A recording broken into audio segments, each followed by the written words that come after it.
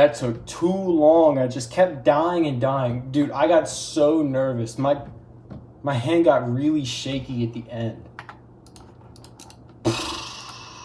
This probably isn't my hardest demon. I don't think this is harder than Ethereal.